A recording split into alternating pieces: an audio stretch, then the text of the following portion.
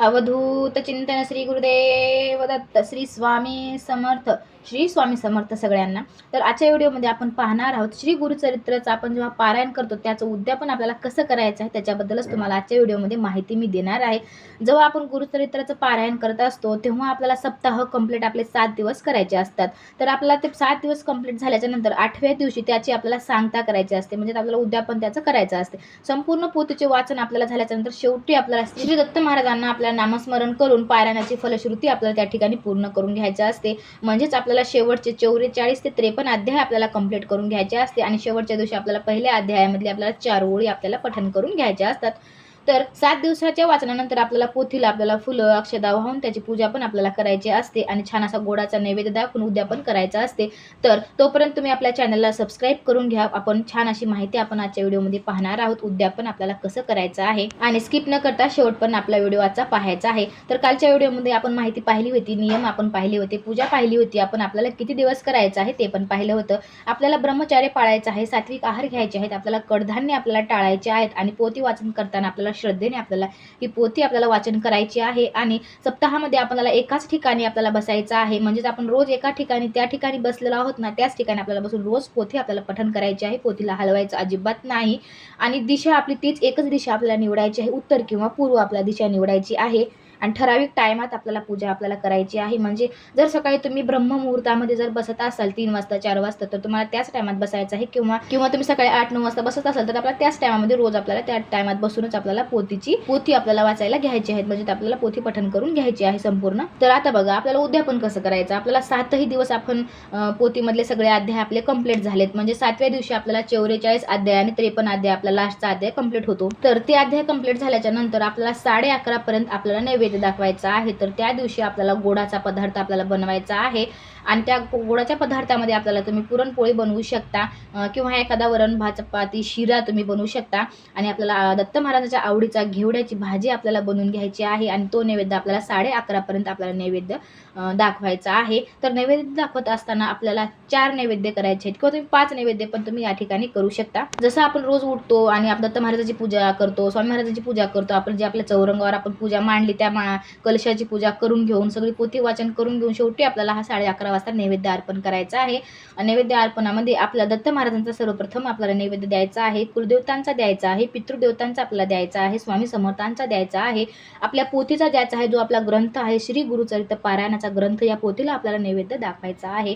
तर एवढे नैवेद्य आपले 5 नैवेद्य दाखवणं झाल्याच्या नंतर जो काही ग्रंथाचा नैवेद्य आहे तो आपल्याला गाईला खाऊ घालायचा आहे आणि थोडा कुत्र्याला पण आपल्याला खाऊ घालायचा आहे. त्याच्यानंतर जे काही आपले नैवेद्य आहे 4, तर ते नैवेद्य तुम्ही तुमच्या घरातल्यानेच खायचं आहे. बाहेरच्यांना आपल्याला त्याच्यातला नैवेद्य आपल्याला द्यायचा नाही. बाहेरच्या जर कोणी आले असेल तर त्यांना तुम्ही शिरा जर बनवला असेल तर शिऱ्याचा नैवेद्य तुम्हाला गोडातला द्यायचा आहे किंवा एखादं फळ वगैरे त्यांना द्यायचं आहे. जर शक्य असेल तर ब्राह्मण भोजन आपल्याला करून घ्यायचं आहे. जर नसेल तर तुम्ही तुमच्या जवळ आसपासचे तुम्ही मुलं घेऊ शकता, मुलांना तुम्ही जेवायला बोलू शकता. 5 घ्या, 7 घ्या, 11 घ्या, यथाशक्ती तुम्हाला जेवढे मुलं भेटतील तेवढ्या मुलांना तुम्ही त्यांना जेवण द्या.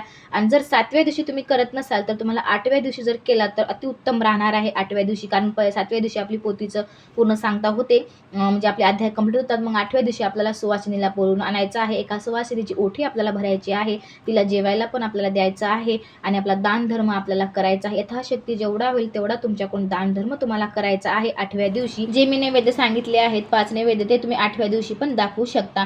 म्हणजेच की जर तुम्हाला 7व्या दिवशी पोथीचं वाचन झाल्याच्या नंतर तुम्हाला सांगता करणं शक्य नाही तर तुम्ही नेक्स्ट दिवशी 8व्या दिवशी तुम्ही सांगता करू शकता. जे काय मी नैवेद्य वगैरे सांगितले आहेत तसं सगळं आपल्याला 8व्या दिवशी आपल्याला करायचं आहे. आणि जर तुम्हाला अडचण असेल, कुठं जायचं वगैरे असेल तर तुम्ही 7व्या दिवशी केलं तरी चालणार आहे. पण तुम्हाला मी 8व्या दिवशी का करायला सांगते, कारण की आपलं पारायण जे आहे ना ते 7 दिवसाचं आहे, म्हणजे 7 दिवस आपले कंप्लीट होतात, मग आपलं एक पारायण होते. म्हणून दुसऱ्या दिवशी आपल्याला उद्यापन करायचं असते. पण असं नाही की काही जणाला अडचण असेल तर तुम्ही 7व्या दिवशी पण करू शकता, 8व्या दिवशी पण करू शकता. एवढंच लक्षात घ्या की जे काही मी उद्यापनाची विधी सांगते ती विधी तुम्हाला ज्या दिवशी तुम्ही उद्यापन करताय त्या दिवशी आपल्याला करायचं आहे. याच्यानंतर आपल्याला पूजा भरायला घाई करायची नाही, निवांत आपल्याला पूजा भरायची आहे. सगळं झाल्याच्या नंतर निवांत आपल्याला पोथीची पूजा करून घ्यायची आहे. जे काय आपलं नारळ वगैरे आहे त्यांना पण आपल्याला पूजा करून घ्यायची आहे. आणि निवांत पूजा उचलायची आहे. जो काही नारळ आहे तो फोडून त्याचा प्रसाद आपण घरच्या घरी आपल्याला खायचा आहे. जे काही सुपारी आपण मांडलेली आहेत ते सुपारी आपल्याला दत्त महाराजाचं स्वरूप म्हणून जर तुम्ही मांडला असाल, तुमच्याकडे जर मूर्ती नसेल तर तुम्ही ते सुपारीचं विसर्जन करू शकता.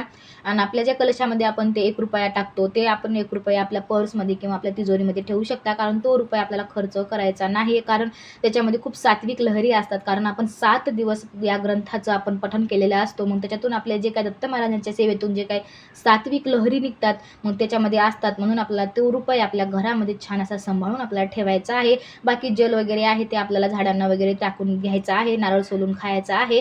आणि जे काही आपली ते मूर्त्या वगैरे आहे ते आपल्या आपल्या देवघरामध्ये ठेवायचं आहे. अशा प्रकारे साध्या पद्धतीने आपल्याला उद्यापन करायचं आहे. एवढंच आहे की आपले अध्याय कंप्लीट झाल्याच्या नंतर 7व्या दिवशी तुम्हाला 11:30 वाजता नैवेद्य दाखवायचा आहे. त्याच्यानंतर दुसऱ्या दिवशी तुम्हाला सुवासिनीची ओटी भरायची आहे आणि मुलांना तुम्हाला जेवण द्यायचं आहे. 5 मुलं बोलून आणून तुम्ही त्यांना जेवण देऊ शकता किंवा ब्राह्मण आणून जेवण देणं शक्य असेल तर तुम्ही ब्राह्मणांना जेवण देऊ शकता 8व्या दिवशी. अशा प्रकारे आपल्याला पोथीची सांगता करायची आहे. आणि 8व्या दिवशी पण आपल्याला पोथीला छान असं हळदी कुंकू अक्षदा वाहून त्या पोथीला आपल्याला हलवायचं आहे. हलवून दुसऱ्या ठिकाणी चांगल्या आपला एका कापडामध्ये आपल्याला पोथीला ठेवून एखाद्या ज्या ठिकाणी आपला हात लागणार नाही अशा ठिकाणी पोथी आपल्याला ठेवून द्यायची आहे. नेक्स्ट टाइमला जेव्हा तुम्ही दुसरं पारायण करशाल तेव्हा आपल्याला ती पोथी घ्यायची आहे. साध्या सोप्या पद्धतीने मी तुम्हाला सांगण्याचा या ठिकाणी प्रयत्न केलेला आहे. जर तुमचे सगळे प्रश्न माझ्या या व्हिडिओमधून जर जे काही तुमचे प्रश्न असतील उद्यापनाबद्दल तर तुमचे इथे क्लिअर झाले असतील, जर झाले नसतील तर मला कमेंट करून अगदी विचारू शकता. कारण बोलता बोलता एखादं सांगायचं राहून जातं म्हणून तुम्ही कमेंट करू शकता. कमेंटमध्ये मी तुम्हाला उत्तर देईन. सगळं झाल्याच्या नंतर शेवटी आपल्याला हात जोडून दत्त महाराजाला प्रार्थना करायची आहे की हे दत्त महाराज स्वामी, माझी झालेली 7 दिवसांची सेवा तुम्ही स्वीकार करा आणि जे काय 7 दिवसामध्ये माझ्याकडून न कळत चुका झाल्या असतील त्या माझ्या माफ करा आणि तुमचा कृपा आशीर्वाद माझ्या घरावर, माझ्या कुटुंबावर सदैव राहू द्या. यथाशक्ती आपल्याला दत्त महाराज स्वामींना प्रार्थना करायची आहे आणि जे काही आपल्याकडून चुका झाल्या असतील त्याची आपल्याला माफी इथं मागायची आहे आणि आपल्या उद्यापनाची सांगता या ठिकाणी करून घ्यायची आहे. आजची झालेली सेवा श्री दत्तगुरूंच्या चरणी आणि श्री स्वामी समर्थांच्या चरणी मी इथे अर्पण करते. माझा जर व्हिडिओ तुम्हाला जर आवडला असेल तर आपल्या चॅनलला सबस्क्राईब करायला अजिबात विसरायचं नाही. जास्तीत जास्त लोकांपर्यंत आपल्याला हा व्हिडिओ शेअर करायचा आहे. आपल्या चॅनलला मदत होईल आणि छान अशी आपल्याला कमेंट करायची आहे श्री स्वामी समर्थ म्हणून. चला तर मग इथेच माझ्या व्हिडिओचा शेवट घेते आणि शेवटपर्यंत व्हिडिओ बघितल्याबद्दल मनापासून धन्यवाद करते. पुन्हा भेटूया अशाच एका छान व्हिडिओ सोबत. तोपर्यंत तुम्हा सगळ्यांना श्री स्वामी समर्थ. बाय बाय सगळ्यांना.